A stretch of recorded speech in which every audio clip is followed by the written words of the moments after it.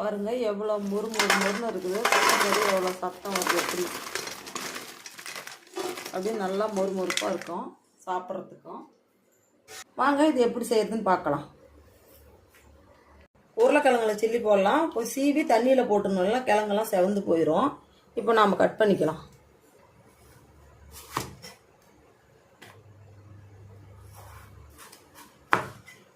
கிழங்கு கட் பண்ணி எடுத்துக்கலாம்.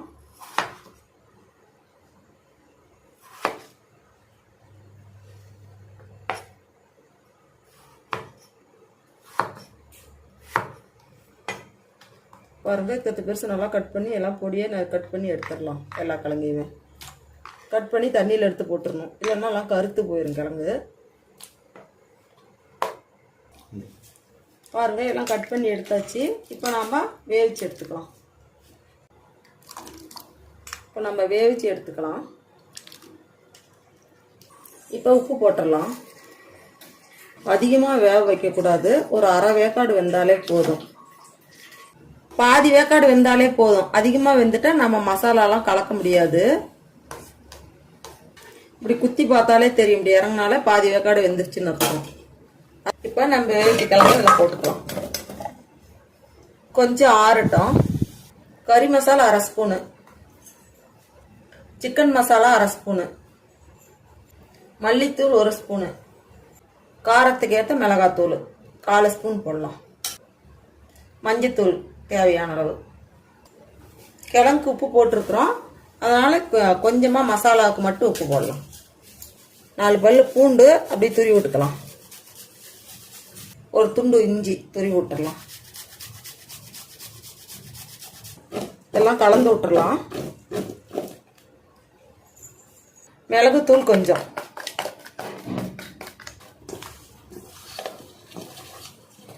எல்லா இடத்துலையும் மசாலா படுற மாதிரி கலந்து விட்டுறலாம். எல்லா கிழங்குலையும் பாருங்க எல்லாம் கலந்து விட்டாச்சு.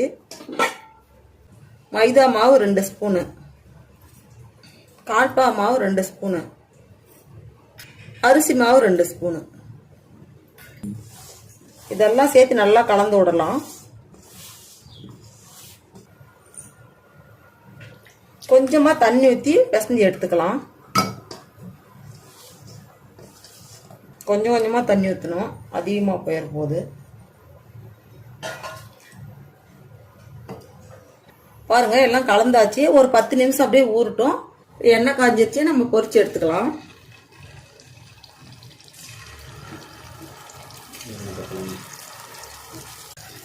நம்ம சில்லி சாப்பிட்ற மாதிரி அந்த அளவுக்கு டேஸ்ட்டாக இருக்கும் இந்த உருளைக்கிழங்கு சில்லி. இதை போட்டு நம்ம 2 டைம் தான் பொரிச்சு எடுக்கணும். ஒரே டைமில் பொரிச்சு எடுக்க முடியாது. 2 டைமாக பொரிச்சு எடுத்துடலாம். ஒரு 2 நிமிஷம் விட்டாலே போதும். 2 தரம் போட்டு பொரிச்சு எடுக்கும் போது தான் நல்லா அப்படியே மொறு மொறுன்னு வரும். இப்போ நம்ம அப்படியே இதை எடுத்துடலாம்.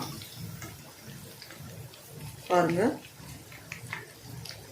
இப்போ தொட்டு பாத்திரத்துக்கு நம்ம மெதுவாக தான் இருக்கும். இன்னொரு தரம் போட்டு நம்ம பொரிக்கும் போது தான் நல்லா மொறு மொறுன்னு வரும். கொஞ்சம் நல்லா ஆற விட்டு பொரிச்சு எடுக்கணும். 2 தரம் இன்னும் மீதி இருக்கிறதும் எல்லாம் போட்டு எடுத்துக்கலாம்.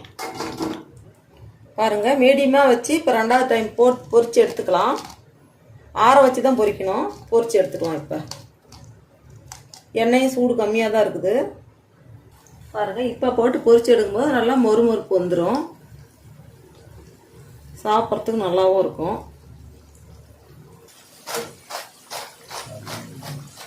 பாருங்க எவ்வளோ மொறுமொறுப்பாக இருக்குது.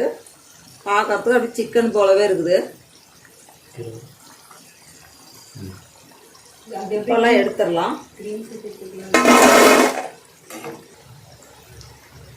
இதுலேயே 3 பச்சை மிளகாய் போட்டுடலாம். கருவேப்பிலும் போட்டு பொரிச்சு எடுத்துக்கலாம். பொரிச்சு எடுக்கும்போது சிக்கன் சாப்பிட்றோம் இல்லையா, அந்த டேஸ்ட் அப்படியே இருக்குது. அதெல்லாம் பொரிச்சு வரும்போது இதெல்லாம் சேர்த்து அப்படியே பொரிச்சு எடுத்துடலாம். இப்போ எடுத்துடலாம். வெந்துருச்சு. எல்லாமே எடுத்துடலாம். பாருங்க எல்லாம் பொரிச்சு எடுத்தாச்சு. பாருங்க உருளைக்கிழங்கு சில்லி ரெடி ஆயிடுச்சு. இதை செஞ்சு சாப்பிடும்போது நம்ம சிக்கன் சாப்பிட்றோம் இல்லையா, அந்த டேஸ்ட் அப்படியே இருக்கும். அவ்வளோ சுவையாகவும் இருக்கும். இது போல் நீங்கள் ஒரு முறை செஞ்சு பாருங்கள்.